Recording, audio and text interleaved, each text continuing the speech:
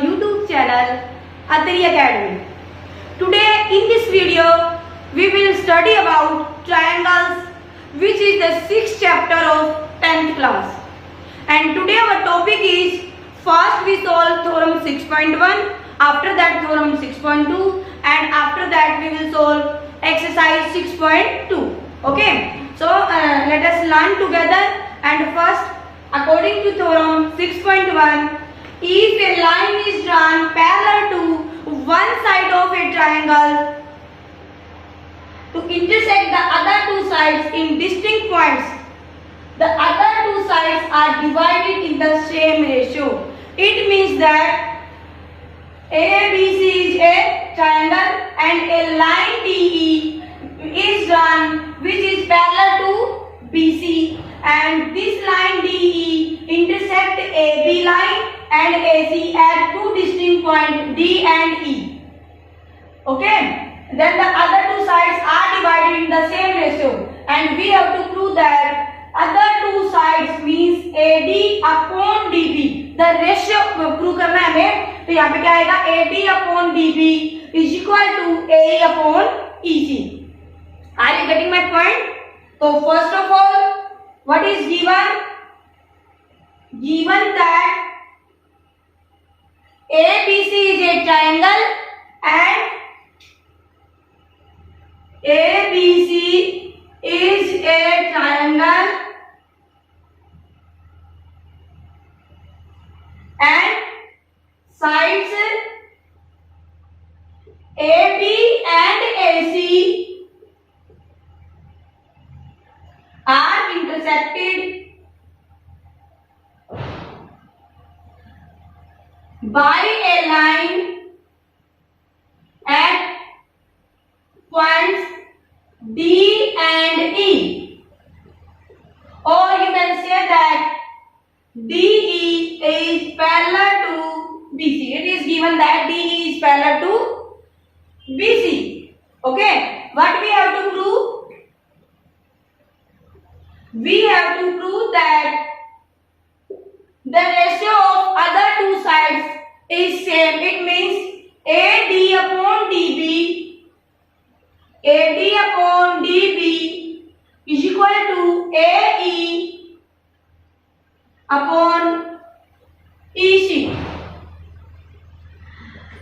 According to construction, यहाँ पे हम कंस्ट्रक्शन इस थ्योरम को प्रूव करने के लिए हम थोड़ी सी हम अपनी आप से सपोजिशन करेंगे, ठीक है, हम सपोज करेंगे, और वो हम किस में लेते हैं, कंस्ट्रक्शन में. कंस्ट्रक्शन के पॉइंट्स में क्या आएगा, हमने क्या लिया है, DM इज परपेंडिकुलर टू, ये वाला कॉन्सेप्ट इसमें इंपॉर्टेंट है, ठीक है. तो एक बार आप इसको ध्यान से देखिए, ये DM है, परपेंडिकुलर है यहाँ से AC पे. DM is perpendicular to AC. तो जब ये AC पे परपेंडिकुलर है तो आप बोल सकते हो कि DM is perpendicular to AE and DM is perpendicular to EC. हम यहाँ से ये नहीं कि आपको तो ये सिर्फ इतनी सी लाइन पे दिख रहा है तो आप इसको AE पे परपेंडिकुलर लेंगे, नहीं, ये DM परपेंडिकुलर है कंप्लीट लाइन पे. अब जैसे ये मैंने ये लाइन ड्रॉ की है, इसमें मैंने ये परपेंडिकुलर लिया है, तो ये ऐसा थोड़ी ना कि जैसे मैंने यहाँ पे D पॉइंट्स ले लिया, यहाँ पे E लिया और यहाँ पे F ले लिया, ठीक है. तो ये जो यहाँ A है तो ये AD है, वो कंप्लीट लाइन EF पे परपेंडिकुलर है. अगर मैं यहाँ पर कोई भी G पॉइंट्स ले लूं तो ये AD GF पे भी परपेंडिकुलर होगा. सपोज इस लाइन को मैंने एक्सटेंड कर दिया और यहाँ से B ले लिया पॉइंट्स, तो यहाँ से ये AD है वो BE पर भी परपेंडिकुलर होगा. ऐसा नहीं है कि मैं इसके पॉइंट्स के लिए यहाँ पे एक अलग से परपेंडिकुलर ड्रॉ करूंगी या इस लाइन के लिए यहाँ से एक अलग से परपेंडिकुलर ड्रॉ करूंगी. हमें ऐसा नहीं करना. जो ये DM है वो कंप्लीट लाइन पे परपेंडिकुलर है. इट मींस ये DM परपेंडिकुलर होगा AE पे भी और EC पे भी और AC, ठीक है.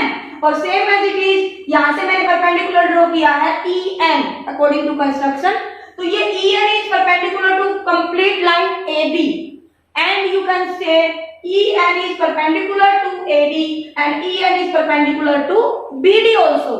ठीक है। यहाँ पे जो मेन पॉइंट्स है इस थ्योरम का ये यही है कि इसमें आपको ये जो डीएम है ये परपेंडिकुलर है ए सी पे, तो डीएम ए ई पे भी परपेंडिकुलर होगा और डीएम ए सी पे भी परपेंडिकुलर होगा और ई सी पे भी परपेंडिकुलर होगा। ठीक है, तो हम क्या राइट डाउन करेंगे यहां से, DM is perpendicular to A E and DM is perpendicular to E C. Also हमने सेकंड परपेंडिकुलर जो ड्रॉ किया है EN is perpendicular to AD and EN is perpendicular to BD। अब हम प्रूफ स्टार्ट करते हैं इस थ्योरम का।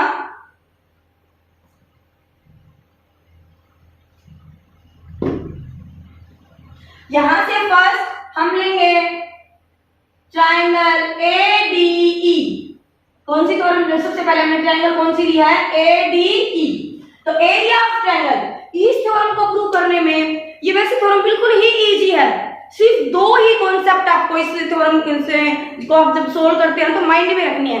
वो कॉन्सेप्ट क्या है, first very easy to easiest, what is the area of triangle and the area of triangle is 1/2 base into height. ठीक है, तो सबसे पहला कॉन्सेप्ट इसके लिए इंपॉर्टेंट क्या होगा कि area of triangle 1/2 base into height. और सेकंड कॉन्सेप्ट है जो कि हमने 9th क्लास में पूरे चैप्टर में काफी टाइम्स पढ़ा हुआ है, क्या कि if two triangles lie on the same base and between the same parallels then their area will be equal. ठीक है, कि जब दो ट्रायंगल होती हैं वो सेम बेस पे लाई करती हैं और दो सेम पैरेलल्स के बीच में लाई करती हैं, तो उस टाइम क्या होगा, area of both two triangles will be equal. कि उस केस में क्या होता है कि उन दोनों ट्रायंगल्स का एरिया क्या होगा, इक्वल होगा। ठीक है ना, तो सबसे पहले हम कॉन्सेप्ट लगा रहे हैं। या तो देखो आप यहाँ पे फर्स्ट ऑफ ऑल, या तो आप ऐसे लिखिए एरिया ऑफ ट्रायंगल ABC। जैसे मैं कंप्लीट एक बार लिख के दिखा देती हूँ आपको। यहां से प्रूफ है हमारा क्या, एरिया ऑफ ट्रायंगल ADE। या तो आप इसको ऐसे लिखिए या फिर आप राइट डाउन कर सकते हैं, कैसे, एरिया ऑफ ट्रायंगल ADE 1/2। यहां से हम बेस क्या लेंगे, बेस लेंगे AD। ठीक है, बेस क्या लेंगे, AD, और इसके ऊपर हाइट कितनी है, EN। तो हमारे पास बेस बनेगा, एक बार तो मैं फॉर्मूला राइट डाउन कर दूं, बेस इंटू हाइट, और यहां से 1/2 base is AD and height is EN। Okay, and second time same triangle, area of triangle ADE, but base and perpendicular are changed. And what is the base? At this time the base is AE। Base हमने अब की बार क्या लिया है, AE लिया है, और अगर बेस AE है तो इसके ऊपर हाइट क्या होगी, ऑब्वियसली DM होगी। हाइट क्या होगी, यहाँ से हमारे पास DM होगी।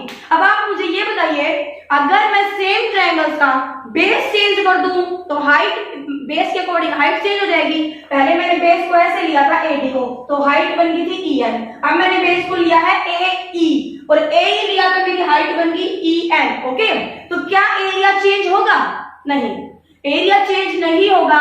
Area will be same in the both two conditions. If we change base and height then area will not change. Okay, तो यहां से दोबारा मैंने इसी को रिपीट किया है और एरिया ऑफ ट्रायंगल ADE लिया, वो क्या बनेगा, 1/2 base AE and height will be DM।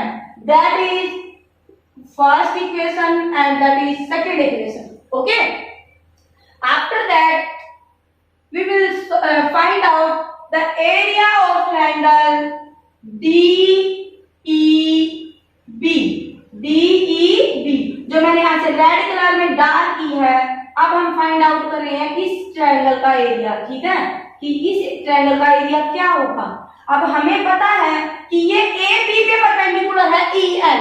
Okay, कि ये AB पे EN परपेंडिकुलर है, तो ये BD पे भी मैंने जब स्टार्ट किया तो बताया था कंस्ट्रक्शन में कि ये BD के ऊपर भी परपेंडिकुलर होगा। ऐसा नहीं कि मैं BD पे अलग से परपेंडिकुलर ड्रॉ करूंगी, नहीं, जब मैंने एक लाइन पे एक बार परपेंडिकुलर डाल दिया तो कंप्लीट लाइन के ऊपर क्या होगा, परपेंडिकुलर ही होगा। तो जब मैं एरिया ऑफ ट्रायंगल यहाँ से BDE फाइंड आउट करूंगी ना, तो इस टाइम मेरा बेस में क्या लूंगी, बीडी के ऊपर हाइट क्या आ रही है ये EN, ठीक है। तो area of triangle BDE, area of triangle BDE which is equal to 1/2 base is BD and height is EN and that is equation 3rd। Okay, यहां से क्या लिया मैं एक बार फिर से रिपीट करती हूँ, BDE लिया, इसका मैंने एरिया फाइंड आउट करना है इस ट्रायंगल का, तो क्या बनेगा 1/2 बेस और इनटू हाइट। अब सेकंड मैंने लिया एरिया ऑफ ट्रायंगल, जो यहां से मैं डार्क कर रही हूं ब्लू कलर में, इस ट्रायंगल का एरिया, ये ट्रायंगल है यहां से CDE। CDE एक ट्रायंगल का एरिया जब आप फाइंड आउट करेंगे तो बेस क्या लेंगे, यहां से हम बेस लेंगे EC। ऑब्वियसली फिर हाइट क्या बनेगी बताइए, एक बार सोचिए आप वीडियो को पॉज करके कि जब मैंने बेस को EC लिया तो हाइट क्या होगी, हाइट होगी हमारी DM, क्या होगी DM हाइट होगी। तो अब हमारा एरिया ऑफ ट्रायंगल क्या बनेगा, area of triangle CDE is 1/2 and in that case base is EC और height is DM, height is DM। ये हो गया आपके पास 4, ठीक है। अब हम कर रहे हैं क्या, डिवाइडिंग 1/3 एंड 2/4 मीन्स क्या लिया हमने, यहां से हमने फर्स्ट उठाई है area of triangle ADE, area of triangle ADE upon area of triangle BDE। ये है area of triangle 1/2 AD into EN and upon 1/2 और यहां से मैंने लिया है BDE ना, तो ये रहा ये BD multiply EN। 1/2 cancel out, EN to EN cancel out, what we get AD upon BD। and second now area of triangle second हमने लिया डिवाइडिंग 2/4 और 2 है हमारे पास area of triangle ADE upon area of triangle 4 की CDE which is equal to 1/2 AE into DM, AE multiply with DM upon 1/2 EC is multiply with DM into DM cancel out, 1/2 cancel out, we get AE upon EC। अब आप मुझे ये बताइए area of जो triangle ADA है वो same है, ठीक है, और एरिया ऑफ ट्रायंगल मैं बोलूं, यहां से एक बार मैं इरेज करती हूं गिवन 2 को,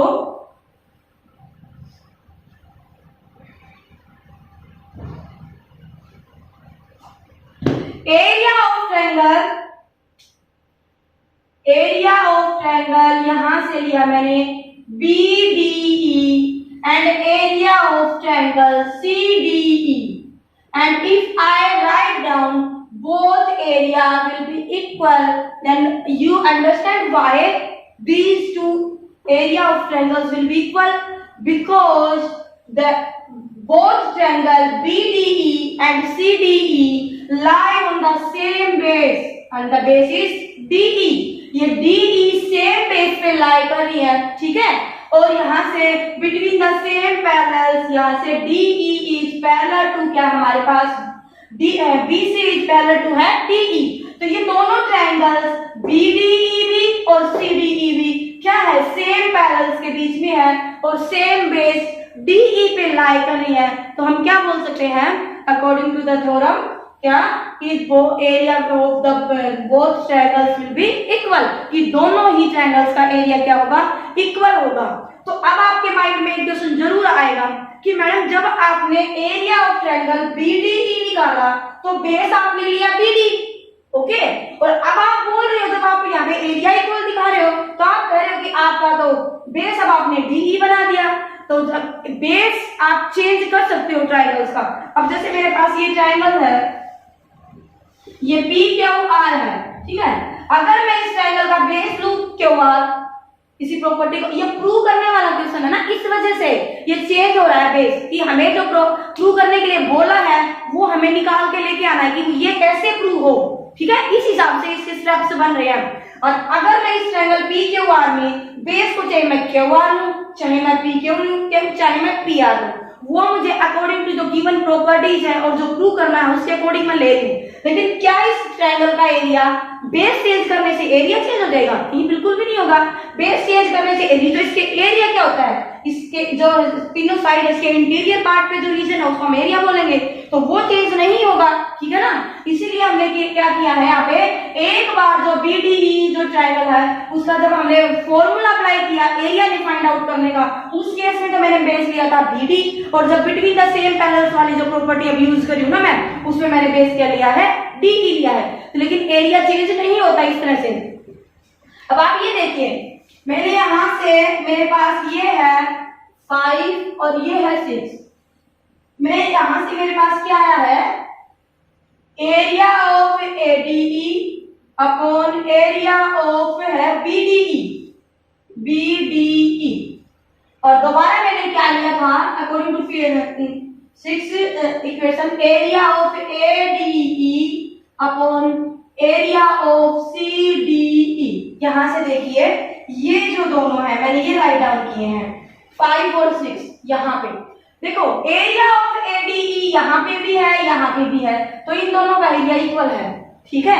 अब मैंने अभी क्या लिखा है, एरिया ऑफ BDE और एरिया ऑफ CDE इक्वल है, तो क्या मैं ये राइट डाउन कर दूं कि इनकी जो रेशियो होगी एरिया की वो भी इक्वल होगी, क्योंकि ADE सेम है तो कोई इफेक्ट नहीं पड़ना, और इन दोनों का एरिया इक्वल है तो इनकी रेशियो भी क्या हो जाएगी, इक्वल हो जाएगी, ठीक है। तो ये किसके इक्वल आया है, according to equation 5 AD upon BD is equal to AE upon EC, ठीक है। और ये क्या हो गया, प्रूव करना था, हेंस प्रूव, यही मुझे प्रूव करना था कि जब आपके पास कोई भी ट्रायंगल ABC गिवन है और उसमें जो थर्ड साइड बनेगी ट्रायंगल की उसके पैरेलल कोई भी लाइन ड्रॉ करे जो टू साइड्स ऑफ ट्रायंगल को इंटरसेक्ट करे डिफरेंट पॉइंट्स पे, डिस्टिंक्ट पॉइंट पे, तो आपके पास जो साइड्स की जो रेशियो है ना AD upon BD is always equal to AE upon EC। ये थी आपके पास प्रॉब्लम 6.1, और जो 6.2 है वो इसकी क्या हो जाएगी, अपोजिट हो जाएगी। कैसे कि यहाँ से आपकी जो साइड्स की रेशियो है ना वो इक्वल गिवन होगी, और आपको प्रूव क्या करना है कि लाइन क्या है, पैरेलल है। तो चलिए अब हम 6.2 थ्योरम डिस्कस करते हैं।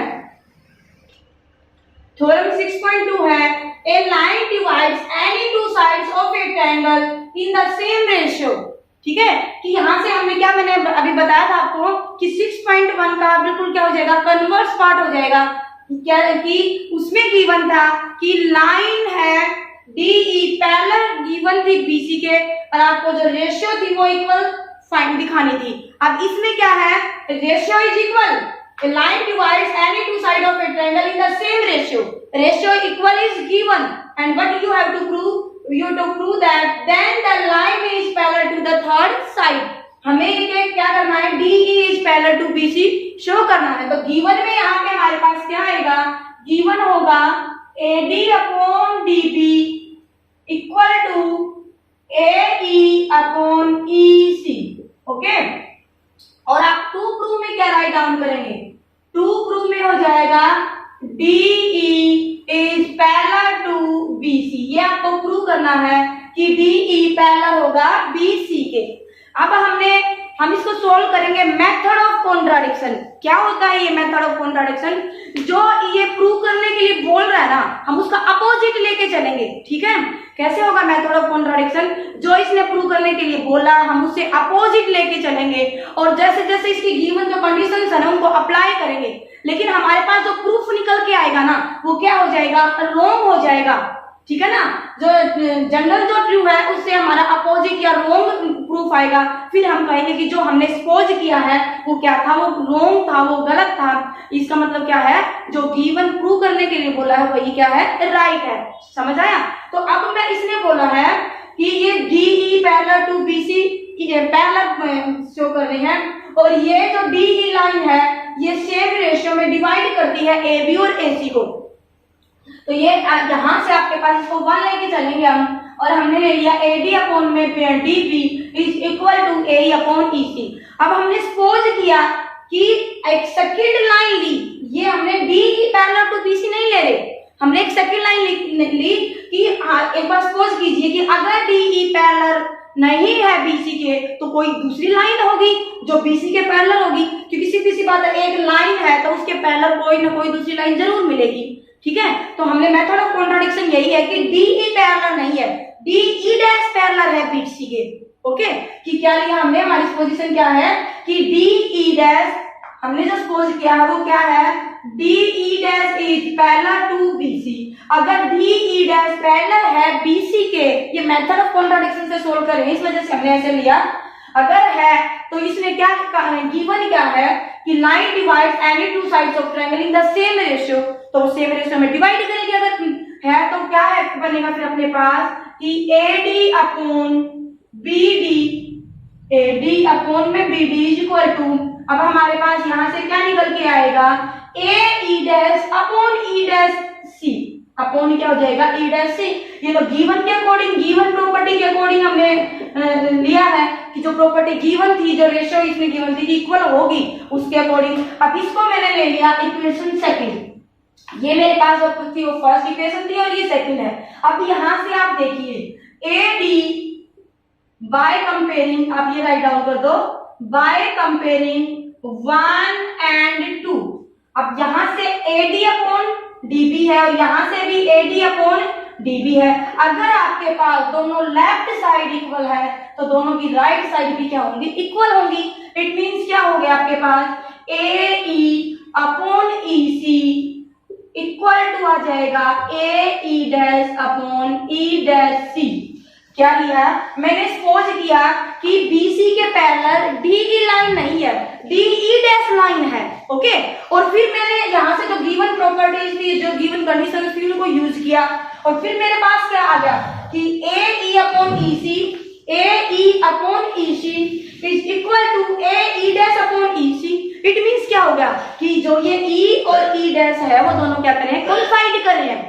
E और E डैश डिफरेंट पॉइंट्स नहीं है, ये एक ही पॉइंट है। यानी कि हमने जो सपोज किया था कि DE डैश एक ऐसी लाइन है जो BC के पैरेलल है, वो हमारी पोजीशन क्या हो गई, यहाँ पे रॉन्ग हो गई कि मतलब यहाँ से क्या हुआ, E डैश और E एक ही पॉइंट है, डिफरेंट पॉइंट्स नहीं बनेंगे आपके पास। तो यहाँ से इन दोनों के इक्वल होने से क्या हो गया, so our position is wrong and DE is parallel to बन जाएगा BC के। कि जो हमने सपोज कर लिया था कि एक अदर लाइन DE डैश है जो BC के पैरेलल है, वो रॉन्ग पोजीशन थी हमारी, और जो राइट पोजीशन है या राइट है वो क्या है कि जो DE है वो पैरेलल होगा BC के। ओके, अब हम स्टार्ट करेंगे exercise 6.2।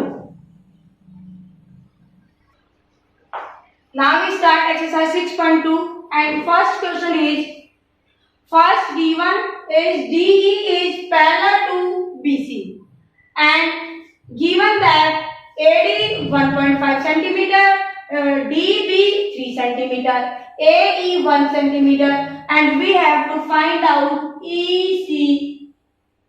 We have to find out EC. According to Thom 6.1, what is according to Thom 6.1, if a line DE parallel to BC, then the ratio of other two side will be equal।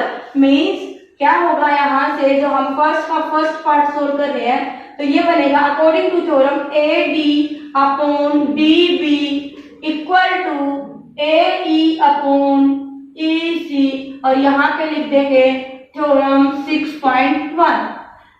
AD is 1.5 centimeter and DB is 3 centimeter. AE is 1 and EC we have to find out. 1.5 to the 3. Okay. By cross multiplication, EC is equal to 2 by cross multiplication. यहाँ से आपके पास EC की value कितनी आ गई, 2। आपको यहाँ से पता लग ही रहा है, वैसे अगर आप फाइंड आउट ऐसे तो सोल्व करना है तो आपको ऐसे सोल्व करना है, बट ये देखिए 1.5 डबल इज 3, 1.5 का डबल कितना होगा 3, तो 1 का डबल कितना हो जाएगा, ऐसे 2 हो जाएगा। ठीक है। अब यहाँ से हमारा सेकंड क्वेश्चन है, इसी का सेकंड पार्ट है कि D is parallel to BC is given and AD we have to find out.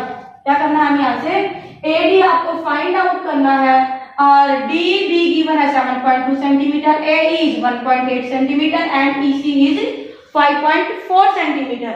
तो यहाँ से हम लेंगे अकॉर्डिंग टू थ्योरम 6.1, तो 6.1 AD upon DB equal to AE upon EC. Now we will put values of AD, BD, AE and EC. AD we have to find out, upon DB is 7.2 centimeter equal to AE 1.8 and EC is 5.4. 1.8 3 जा 5.4. Okay. By cross multiplication we get AD equal to 7.2 upon 3. यहाँ से मैंने by cross multiplication क्या किया है, 7.2 को यहाँ ले गई, 7.2 अपॉन क्या गया 3। अब यहाँ से आपके पास बन जाएगा AD इक्वल टू 3 2 जा 6 and 1 3 4 जा 12। AD is 2.4 centimetre. यहाँ से A की वैल्यू, AD की वैल्यू कितनी आई है, 2.4 सेंटीमीटर आई है। ठीक है। तो इसके जो रिमेनिंग क्वेश्चंस है इस एक्सरसाइज के, वो हम नेक्स्ट वीडियो में डिस्कस करेंगे। ठीक है।